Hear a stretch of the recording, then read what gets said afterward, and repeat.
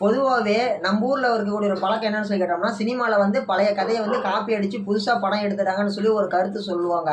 அது வந்து பார்த்தீங்கன்னா, நம்ம தமிழ் சினிமாவில் மட்டும் பழைய கதையை காப்பி அடிக்கல. நம்மளுடைய வரலாற்று நிகழ்வை காப்பி அடித்து ஆங்கிலத்தில் அக்வா மேன்னு சொல்லி ஒரு படமே எடுத்திருக்கிறாங்க. அக்வா மேனுன்னு ஒரு படம் இருக்குதான்னு சொல்லி கேட்டிங்கன்னா, அப்ராக்சிமேட்லி இல்லை, கம்பல்சரி ஒரு படம் இருக்குது அக்வா மேனுன்ட்டு. அந்த படத்தோட கதை என்னன்னு சொல்லி கேட்டோம்னா, ஒரு மிகப்பெரிய ஒரு ராஜா இருப்பாரு. அந்த நாட்டுடைய ராஜாவுடைய நாடு முழுசுமே கடல்ல முழுகிரும். அந்த முழுகி போன நாட்டை காப்பாத்துறதுக்கோசரம் அந்த ராஜா போராடுவாரு. மக்களை மீட்டெடுக்கணுங்கிறதுக்கோசரம். இதுதான் வந்து அந்த படத்தோட கதை. இது வந்து பாத்தீங்கன்னா, இதுக்கும் நம்மளுடைய கதைக்கும் வரலாறுக்கும் என்ன சம்மந்தம்னு சொல்லி கேட்டீங்கன்னா, அந்த கதையே வந்து பாத்தீங்கன்னா, நம்ம தமிழர்களுடைய முழுகி போன பாரம்பரிய நகரமான குமரிக்கண்டம்னு சொல்லக்கூடிய கண்ணகி அளித்த முதல் மதுரை தான் வந்து பாத்தீங்கன்னா, அந்த குமரிக்கண்டத்துல இருந்த ஒரு பகுதி. அதைய பிரதிபலிக்கக்கூடிய விதத்துல தான் வந்து பாத்தீங்கன்னா, அந்த அக்வாமேன் படம் எடுத்திருப்பாங்க. இதுக்கு என்ன உதாரணம்னா, நம்ம எல்லாருக்குமே தெரியும். பொதுவாகவே வந்து பாத்தீங்கன்னா, தமிழர்களுடைய கடவுள் எல்லாருமே என்ன சொல்லுவாங்க, தமிழ் கடவுள்னா முருகன் தான் சொல்லுவாங்க. ஏன் முருகன்னு சொல்றாங்க? மீதி இருக்கக்கூடிய அனைத்து கடவுள்களுமே அனைத்து இந்து மதத்திற்கு உட்பட்ட அனைத்து மொழி பேசக்கூடிய மக்களாலையுமே அனைத்து தெய்வங்களுமே பல்வேறு இடங்கள்ல கொண்டாடப்படுகிறது. இப்போ உதாரணத்துக்கு காளின்னு சொல்லி எடுத்துக்கிட்டோம்னா, காளி வந்து பாத்தீங்கன்னா கல்கத்தால ரொம்ப ஃபேமஸ். இதுவே நம்பூருக்குள்ள எல்லாருமே காளியை கொண்டாடுறோமான்னு சொல்லி கேட்டோம்னா கிடையாது. விநாயகர் அப்படிங்கிறது பம்பாயில பயங்கரமா கொண்டாடுவாங்க. ஆனா முருகனுக்கு காவடி எடுப்பாங்கன்னு சொல்லி கேட்டா கிடையாது. இதுவே மகா சிவராத்திரிக்கு காசில ஆரத்தி எடுப்பாங்க. பங்குனி உத்தரத்துக்கு காசில காவடி எடுக்க மாட்டாங்க. ஏன்? முருகன் வந்து தமிழ் கடவுள், தமிழர்களுக்கான ஒரு கடவுள். அதனாலதான் வந்து பாத்தீங்கன்னா, தமிழ் பேசுற மக்கள் எங்கெங்கெல்லாம் இருக்கிறாங்களோ, எங்கெங்கெல்லாம் குடி போனாங்களோ, எங்கெங்கெல்லாம் வசிக்கிறாங்களோ அங்கெல்லாம் கொண்டாடப்படுகிறது. இங்கிருந்து மலேசியாவுக்கு போய் அங்க குடியிருந்தாலுமே கூட, அங்க இருக்கக்கூடிய மக்களால கட்டப்பட்ட பத்துமலை முருகன் கோயிலுக்கு வந்து பார்த்தோம்னா, அங்க இருக்கக்கூடிய மலேசிய மக்கள் வந்து காவடி எடுத்துட்டு போறாங்க. இளநீ காவடி, புஷ்ப காவடி, பால் காவடி, பன்னீர் காவடி, சேவல் கொடி காவடி, இப்படி எத்தனையோ காவடிகள் எடுக்கிறாங்க. இது வந்து பாத்தீங்கன்னா, தமிழ் கடவுள் முருகன் அப்படின்னு சொல்லி நம்ம சொல்ற விதமா சொல்றதுக்கு சிறந்த எடுத்துக்காட்டுகள். தமிழர்கள் மட்டும்தான் முருகனை மிகப்பெரிய அளவுல கொண்டாடுறாங்க. இன்னொரு உதாரணம் சொன்னோம் அப்படின்னா, நம்ம எல்லாருக்குமே தெரியும். ஓகேங்களா?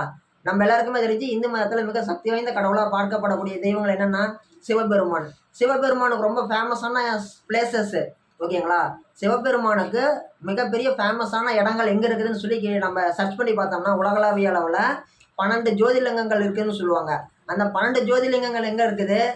நம்ம அமர்நாத்ல இருந்து கேதார்நாத், ரிஷிகேஷ், காசி, இப்படி வந்து பாத்தீங்கன்னா இந்தியா முழுக்க கலந்தா இருக்கும். அதே மாதிரி விஷ்ணு எடுத்துக்கோங்க, திருப்பதி பெருமாள் உட்பட. இன்னொன்று தெரியுங்களா? பெருமாளுடைய 108 திவ்ய தேசங்கள்ல திருப்பதி கிடையவே கிடையாது. ஆனா அது மிகப்பெரிய ஒரு செலிபிரிட்டியான ஒரு கோவில், மிகப்பெரிய வருமானம் ஈட்டக்கூடிய ஒரு கோவில். இன்னும் அது மட்டும் இல்லாம, பெருமாளோட 108 திவ்ய தேசங்கள்ல ஒரு சில கோயில்கள் மட்டும்தான் தமிழ்நாட்டுக்குள்ள இருக்குது. பெரும்பான்மையானது ஆந்திரா, கர்நாடகா, கேரளா, அது மட்டும் இல்லாம இந்தி மொழி பேசக்கூடிய மக்கள் இருக்கக்கூடிய பகுதிகளிலும் இருக்குது. சரிங்களா? ஆனா தமிழ் மொழி பேசக்கூடிய தமிழ் மக்கள் இருக்கக்கூடிய தமிழ்நாட்டுல மட்டும்தான் முருகனுடைய அறுபடை வீடுகள்னு இருக்குது. நீங்க இங்கிருந்து ஆப்பிரிக்காவுக்கு போனாலும் தமிழர்கள் இருக்கிறாங்க. அவங்க கிட்ட போயிட்டு முருகனுடைய ஃபேமஸான கோயில் என்ன கோயில்னு சொல்லி கேட்டீங்கன்னா, அறுபடை வீடுகள்னு சொல்லி தான் சொல்லுவாங்க. ஏன்? அவங்க ரத்தத்துல கலந்தது சினிமாங்கிற மாதிரி ரத்தத்துல கலந்ததுதான், தமிழ் மக்களுடைய ரத்தத்துல கலந்ததுதான் வந்து பாத்தீங்கன்னா முருகனுடைய பற்று அப்படிங்கிறது. நீங்க எங்க வேணாலும் போங்க. நீங்க வந்து நான் சொல்றேன், ஓப்பன் சேலஞ்சுன்னு கூட நீங்க வச்சுக்கோங்க. நீங்க ஒவ்வொரு ஸ்கூல்லயும் ஒவ்வொரு கிளாஸ் ரூம்ல போய் பாருங்க. ஒவ்வொருத்தருடைய குடும்பத்திலையுமே கூட பாருங்க, முருகன் பேர் வச்ச யாராச்சும் ஒருத்தர் கம்பல்சரி இருப்பாங்க. தமிழ் பேசுற அனைத்து மக்களுடைய வீட்லயுமே. ஒரு சில நேரங்கள்ல குடும்பத்துக்கு 2 பேர் இருப்பாங்க, 3 பேர் இருப்பாங்க, 4 பேர் இருப்பாங்க. இது வந்து பாத்தீங்கன்னா கம்பல்சரி இருக்கும். இப்ப அவங்க தாத்தா கேட்டகரியில இருக்கிறவங்களுக்கு யாராச்சும் ஒருத்தருக்கு பேர் வந்து முருகன்னு பேர் இருக்கும். அடுத்து அவங்க அப்பா கேட்டகரியில இருக்கிற பையனுக்கு சரவணன்னு பேர் வச்சிருப்பாங்க. அடுத்தது 3வது கேட்டகரியில இருக்கக்கூடிய பையனுக்கு வந்து கார்த்தின்னு பேர் வச்சிருப்பாங்க. முருகனுடைய பேர் தான். அதுக்கு அடுத்த கேட்டகரியில குமரன்னு வச்சிருப்பாங்க. அடுத்த பேர் வேலன்னு பேர் வச்சிருப்பாங்க. இப்படியே வந்து அந்த குடும்பத்துல முருகனுடைய பேர் சம்பந்தப்பட்டது அப்படிங்கிறது கம்பல்சரி இருக்கும். இது வந்து ஓப்பன் சேலஞ்சுங்கிறத விட இது வந்து அனுபவத்துல நீங்களே பார்த்துருப்பீங்க. என்ன இத்தனை நாள் நோட் பண்ணாம கூட இருந்திருக்கலாம். சரிங்களா? இப்போ நம்ம அக்வாமேன் படம் வந்து ஏன் அந்த மாதிரி நம்மளுடைய கதைக்கும் அதுக்கும் என்ன தொடர்புன்னு சொல்லி கேட்டோம்னா, அக்வாமேன் படத்துல இருக்கக்கூடிய அந்த ராஜாவுடைய கையில வந்து பாத்தீங்கன்னா, நம்ம சிவன் கையில இருக்கக்கூடிய திரிசூலம் மாதிரி 3 சூலங்களை கொண்ட ஒரு சூலாயுதம் தான் வந்து அவர் வச்சிருப்பாரு. என்ன அக்வா கிங் அப்படிங்கிறதுனால அவருக்கான ஆயுதங்கள் அப்படிங்கிறது அதோடைய தன்மை அப்படிங்கிறது வேற மாதிரி இருக்கும். ஓகேங்களா? இப்ப வந்து குமரிக்கண்டம் அப்படிங்கக்கூடிய பேரு எப்படி எல்லாராலையும் கொண்டாடப்பட்டுச்சு, குமரிக்கண்டம் அப்படிங்கக்கூடிய ஒரு பேரு எப்படி எல்லாருக்கும் தெரிய வந்துச்சுன்னு சொல்லி தெரிஞ்சுக்கலாங்க. முதல்ல முதல்ல ஜெர்மனியை சேர்ந்த ஒரு விலங்கியல் ஆராய்ச்சியாளர் தான் என்ன பண்ணுறாரு, கடல்வாழ் உயிரினங்கள் வந்து பூமிக்குள்ளே கலந்து வருது இல்லைங்களா.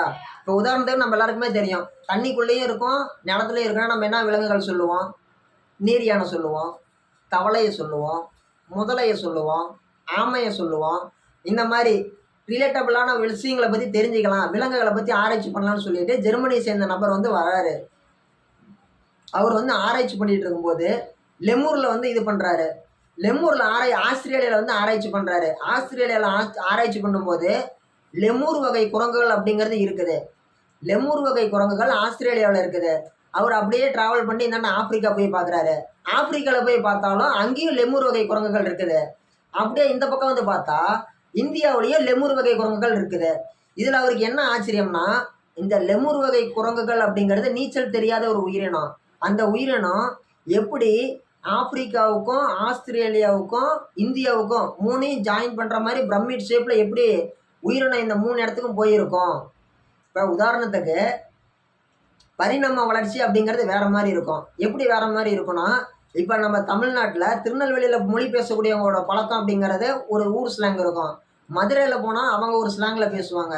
கோயம்புத்தூர் போனோம்னா அவங்க ஒரு ஸ்லாங்கில் பேசுவாங்க. ஸ்லாங்னா வாங்க போங்க அப்படின்ட்டு. திருநெல்வேலி பக்கம் போனோம்னா வாங்க வாழே அப்படிம்பாங்க. இதுவே நம்ம வந்து கோயம்புத்தூரில் போய் யாரையா வாழேன்னு சொன்னோம்னா அவங்க புரிஞ்சிக்க மாட்டாங்க. என்னங்க மரியாதைலாம் பேசுகிறீங்கம்பாங்க.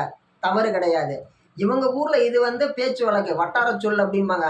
அதே மாதிரி தான் இப்போ விலங்குகள் ஆஸ்திரேலியாவில் இருக்கக்கூடிய ஒரு வகையான உயிரினம் வந்து அமெரிக்காவுக்கு போய் பார்த்தோம்னா அதனுடைய தன்மை அப்படிங்கிறது மாறி இருக்கும்.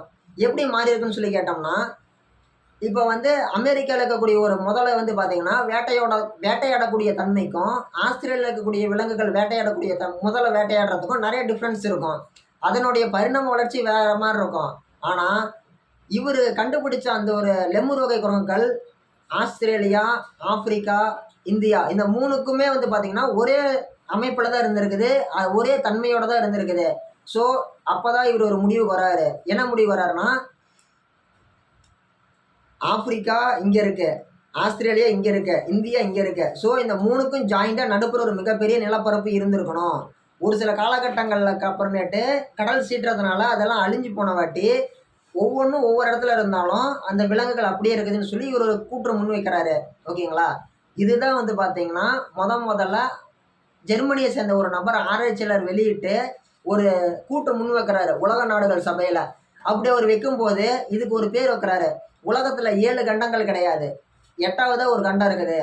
இவர் வந்து என்ன பண்ணுறாருன்னா சென்டிமெண்டலாக யோசிக்கிறாரு. என்ன சென்டிமெண்டலு, பொதுவாக நம்ம ஊரில் எல்லாத்துக்குமே சென்டிமெண்ட்டு தான்.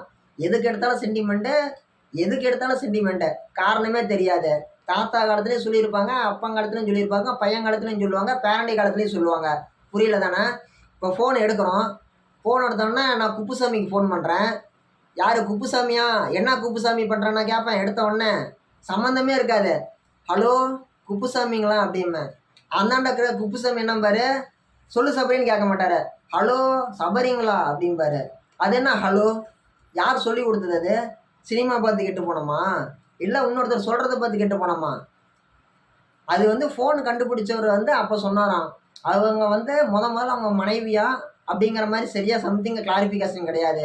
முதல்ல கண்டுபிடிச்சிட்டோம், டெஸ்ட் பண்ணும்போது தனக்கு ரொம்ப பிடிச்சமான ஒரு நபரோட பேர் தான் சொல்லணும். இப்போ எப்படி ஒரு வண்டி வாங்கினா நம்மளுக்கு பிடிச்சவங்க பேர் எழுதுகிறோம், காரு வாங்கினா எப்படி காதலியை தூக்கி காரு மேலே காலை வச்சு மெதிக்க சொல்கிறோம்.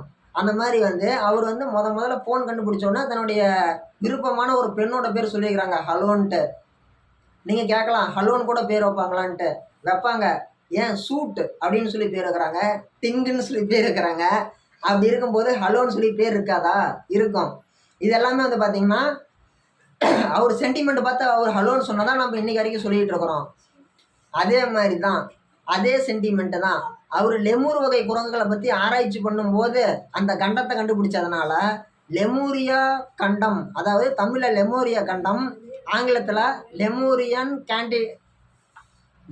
கண்டம், அதுக்கு லெமூரியன் கான்டினென்ட் அப்படிங்கிறாரு. கான்டினென்ட்னா கண்டம்னு சொல்லி தமிழில் பொருள்படும். கண்டம்னா மிகப்பெரிய நிலப்பரப்பு, சரிங்களா.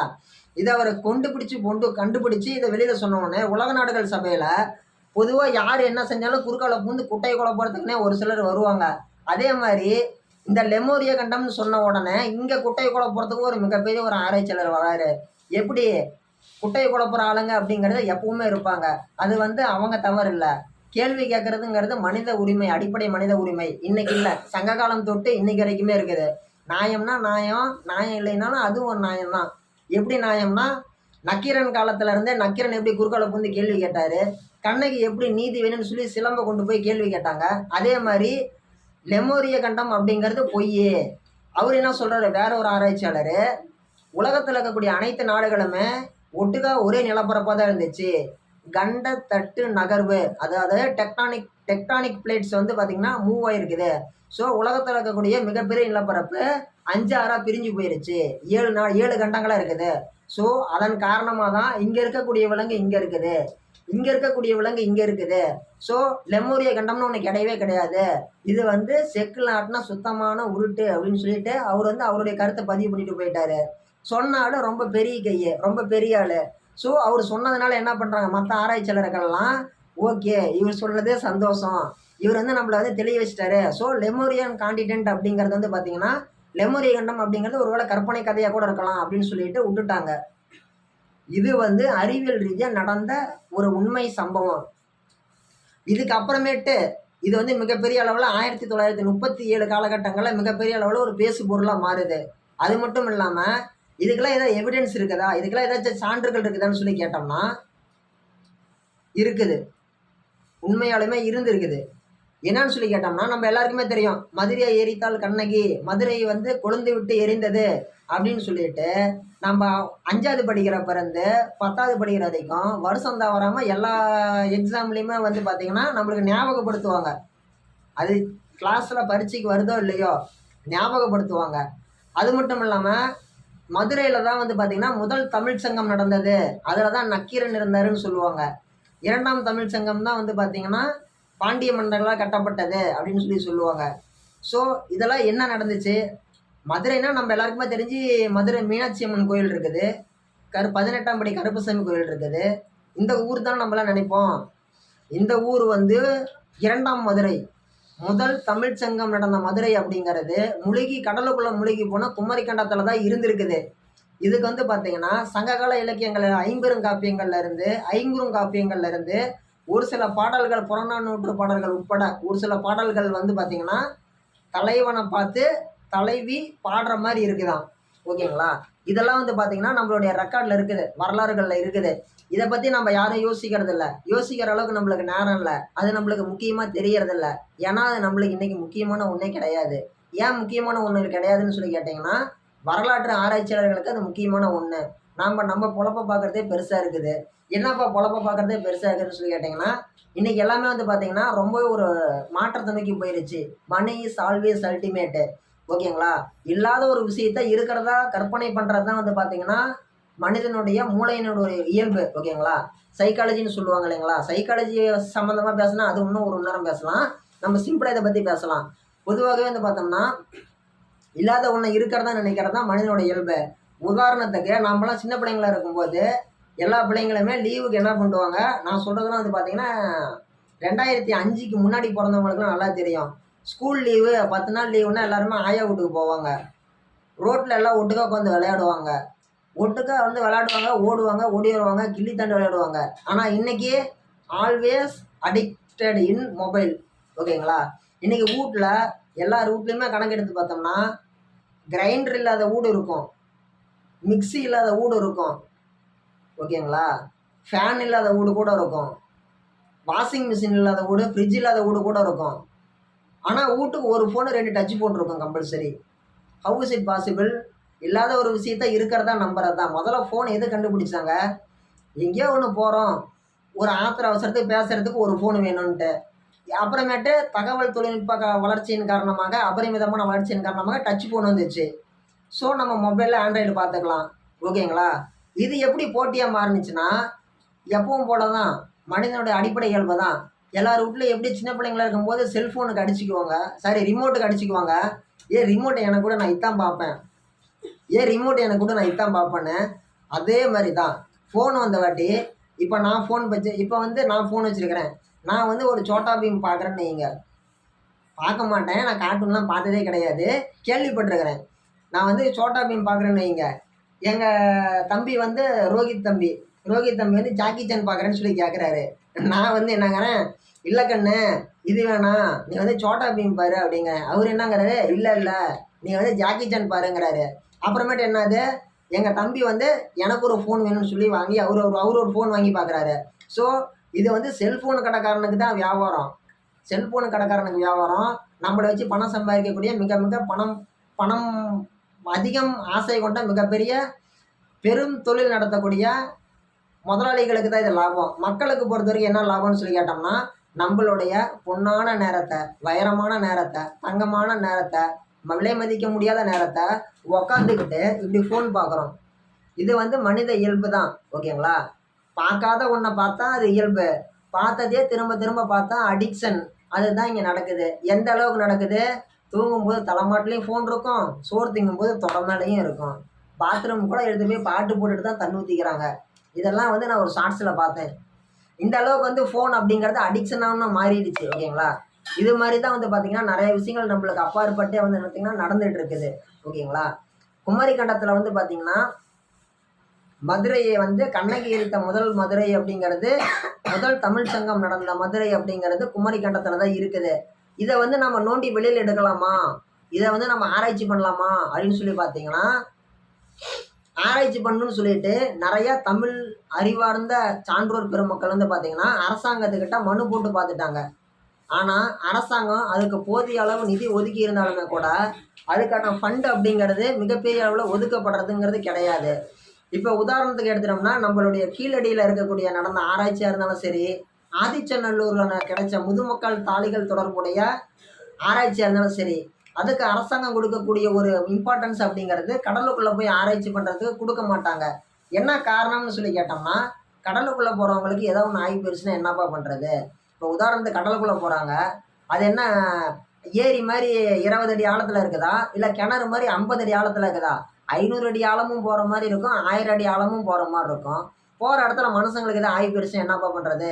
விலை மதிக்க முடியாத மனித உயிர்களை காப்பாற்றும் எண்ணத்தில், காப்பாற்றும் நோக்கத்தில் இந்த வாய்ப்புகள், இந்த திட்டங்கள் பெயரளவில் பயன்படுத்தப்படும் அப்படின்னு சொல்லி எழுத்துப்பூர்வமாக இல்லைனாலும், அதிகாரப்பூர்வமாக இல்லைனாலும் செயலளவில் இந்த மாதிரி தான் நடந்துட்டு இருக்குது. உண்மையாலுமே குமரி கண்டம் இருந்துச்சான்னு சொல்லி கேட்டிங்கன்னா, இல்லாத ஒன்றை 10வது பாடப்புக்கில் போட்டு 10 மார்க் கேள்வி கேட்க மாட்டாங்க. கற்பனையான ஒரு விஷயத்துக்கு 10வதுல வந்து தமிழ் சப்ஜெக்டில் வச்சிக்க மாட்டாங்க. இதை வந்து உண்மையாலுமே இருந்த ஒரு விஷயந்தான். சொல்லி கொடுத்து வளர்த்துங்க எல்லாத்துக்குமே. என்ன சொல்லி கொடுத்து வளர்த்தணும்னு சொல்லி கேட்டிங்கன்னா, இயல்பாக இருங்க, நிறையா விஷயங்களை தெரிஞ்சுக்கோங்க, 4 நல்ல விஷயத்த தெரிஞ்சுக்கோங்க அப்படின்னு சொல்லி சொல்லி கொடுத்து வளர்த்துங்க. வளர்த்துங்கன்றதை விட நம்ம கையில் தான் இருக்குது. உணருங்க, சந்தோஷமாக இருங்க, நேரத்துக்கு சாப்பிடுங்க, நல்லா படுத்து தூங்குங்க, ஜாலியாக இருங்க.